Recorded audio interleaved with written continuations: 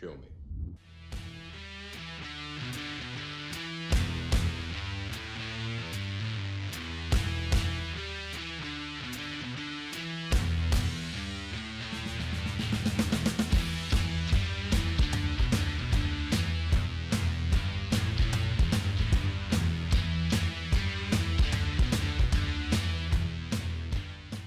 Hello everybody, Marcel's Film Freak here, and I have been on a movie marathon, a 4-movie marathon, of 4 movies that I thought, why not give these a try? I already did it with Kickboxer, and you know what? I actually quite enjoyed some of those, but then again, I do like Kickboxer more than Bloodsport.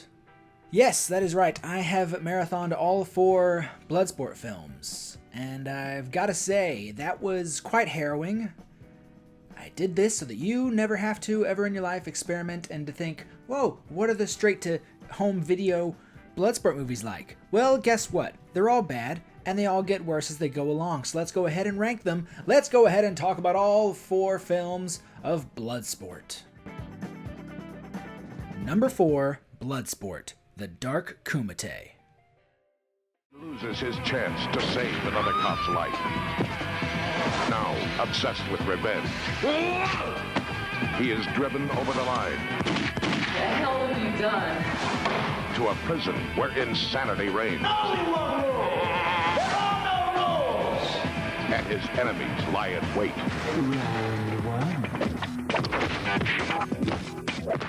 1999's Bloodsport, The Dark Kum is the 4th and final film of this franchise, directed by Elvis Restaino, I don't know how to pronounce that name. Looks fairly European to me, so I'm guessing I did it wrong.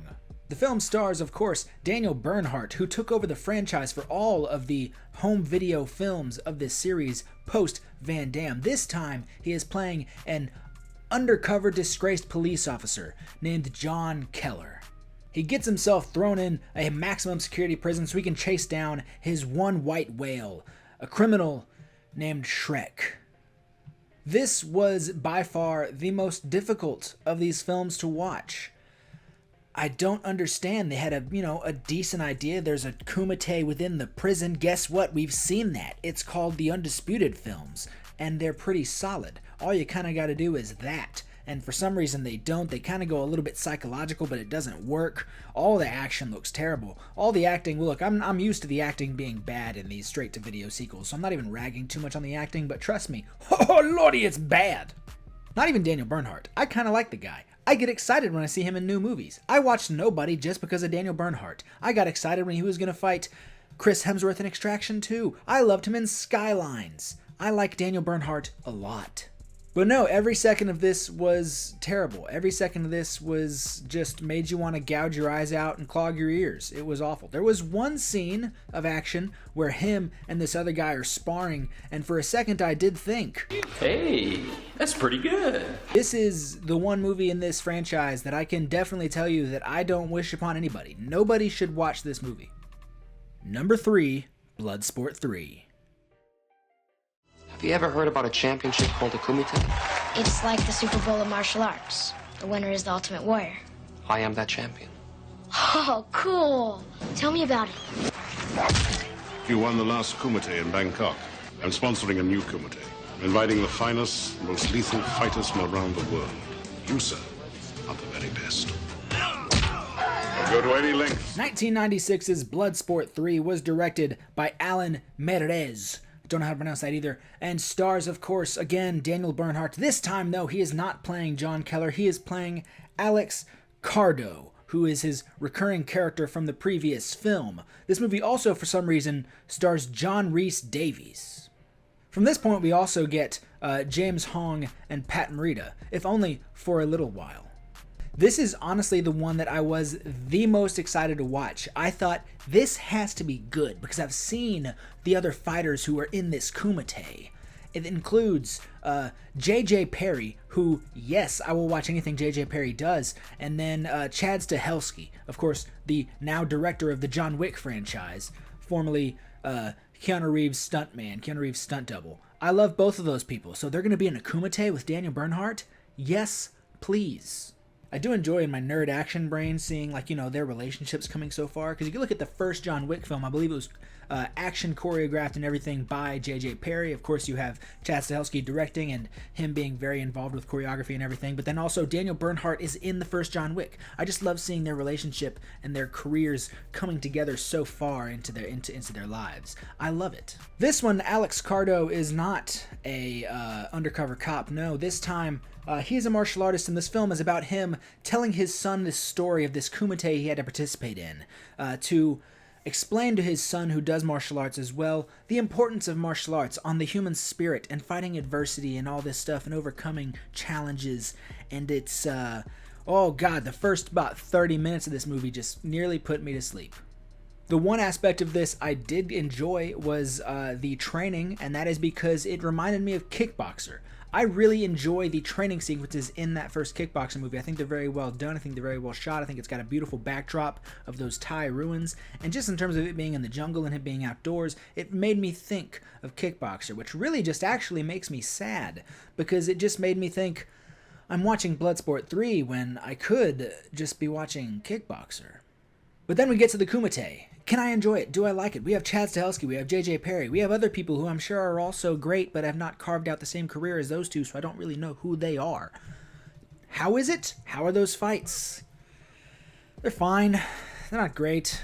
Kind of a step down from the previous movie. Not 4, 2. Yeah, they were kind of boring. They kind of went back to the same style as the first Bloodsport movie, kind of slow paced, lots of posing and slower choreography that I don't care for. So that was a bummer. Cool seeing J.J. Perry and Chad Stahelski. That's fine. That's cool. Everything else? No. So yeah, this one might be worth trying out, but in terms of how it ranks toward the other Bloodsport films, it is the third best / worst, second worst, third best Bloodsport film. Do you watch it? Yeah, give it a try, but like watch the first 30 minutes on like ×2 speed. Number 2, Bloodsport 2. If you wish to learn the Iron Hand, The ultimate lesson I will show you. is about to begin. Force is not the answer. It will break inside of you. Spirit is inside. It will never break. It is not about winning. It is about finding oneself. Because I know, right? These movies just got worse as they go, so really ranking them is just listing them in order. It's weird, right? That's not how I don't think doing the Kickboxer movies went. But that's how this is going. They got worse as they went. They should have stopped, probably at this one. 1996's, that's right, this one and the third one came out in the same year. How? Why? I don't know. They shouldn't have done that. Probably should have put more time into the third one, but they didn't. This one, 1996, Bloodsport 2, was directed again by Alan Merez, and stars, of course, again, Daniel Bernhardt. This is his debut as Alex Cardo. This time, though, he is a thief. He is an international thief who is caught and thrown in prison. While in prison, he meets James Hong. And it is James Hong who teaches him extra secret methods of martial arts and kickboxing and bloodsport and Muay Thai and all this stuff. It's kind of cool. This one also has the introduction of the, I believe he's this intro. I don't think he's in the first one. This one does have Pat Morita as well, but also a welcome face, a returning Donald Gibb, aka Ray Tiny Jackson from the first film. You know, that guy from Revenge of the Nerds. I like that guy. I enjoy seeing him in things. Remember when he was in Grind? I love Grind. This is the most watchable of the straight-to-home video Bloodsport sequels. I actually enjoyed it for the most part a good amount. I had a lot of fun, especially during those action bits, because there is a character in here named Cliff, played by a man named Ron Hall, who completely won me over. Ron Hall rules. I like that guy. I need to look up if there's Ron Hall movies, because if there's not, that's a crime. Ron Hall is awesome. The movie is fairly straightforward. While in prison, Daniel Bernhardt's Alex Cardo, such a cool last name, Cardo, doesn't sound lame at all. While in prison, he is sort of beaten up by this prison warden guard, who's a bit of a giant a-hole guy. And they both enter the same kumite, and he must take him down. But also, he has to get back at the ex-partner who got him thrown in prison. And so that was kind of fun. The action in this was quite good. I really enjoyed it. This was much more fast-paced martial arts action that I do prefer. This is the style that I enjoy of sort of those 90s era films that do it. I like this. There's a reason I prefer Kickboxer over Bloodsport. Yes, it is because the training sequences, in my opinion, are much better. I love the training in Kickboxer. But also I remember enjoying the fights a lot more. I don't care for the fights in Bloodsport very much.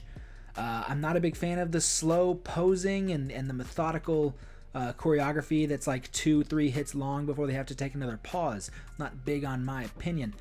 But I do enjoy the fights in this. They're far more fast-paced, far more technical, and I like that.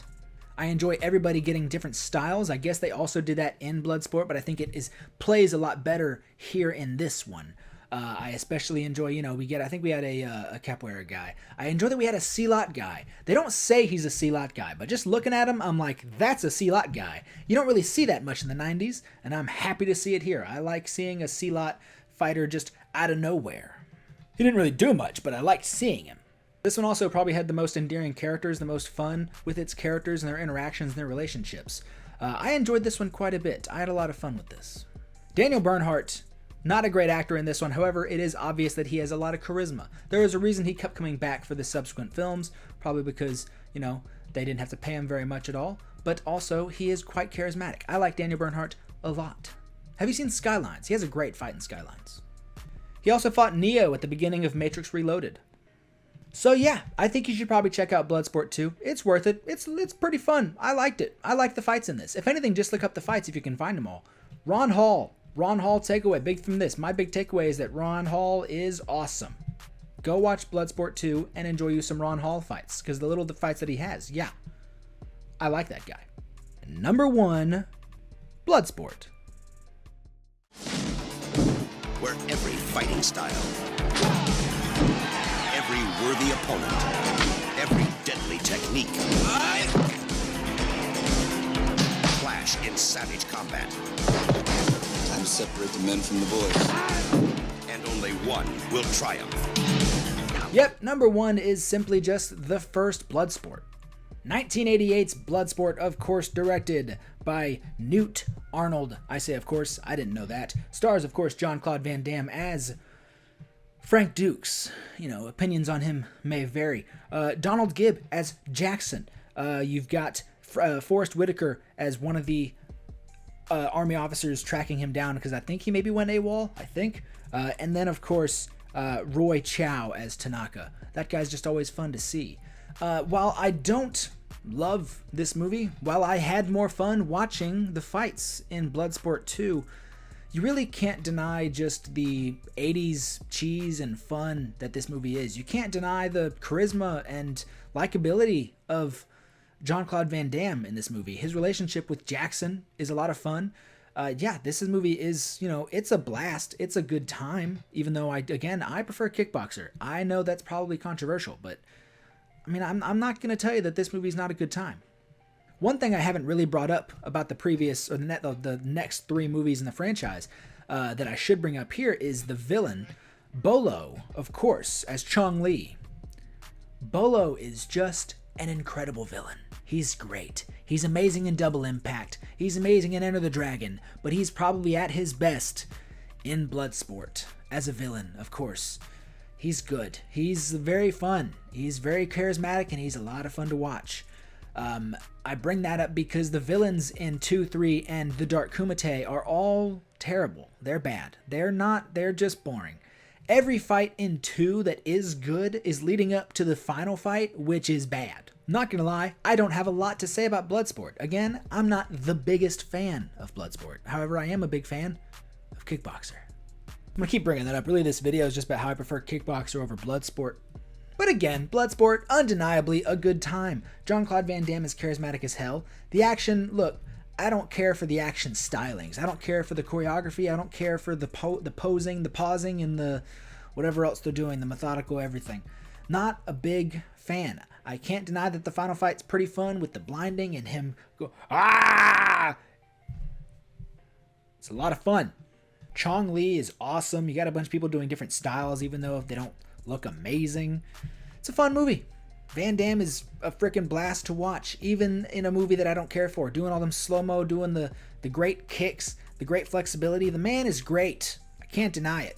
Prime Jean-Claude Van Damme, even though I don't care for many of his movies. I don't care for his style of action. I can't deny that just watching the man throw some high tornado kicks is a blast. That one kick, that one move that he's just like taking his leg in a circle over and over and over again, that's fun. That's good. So yeah, there you go. That's the Bloodsport movies ranked. They just got worse as they went along. Crazy. They got bad. First one, solid, sure. Second one, okay, it's not very good, but it's watchable. Third one, no thank you. And then the fourth one is just, why did this happen? Who caused this? Why?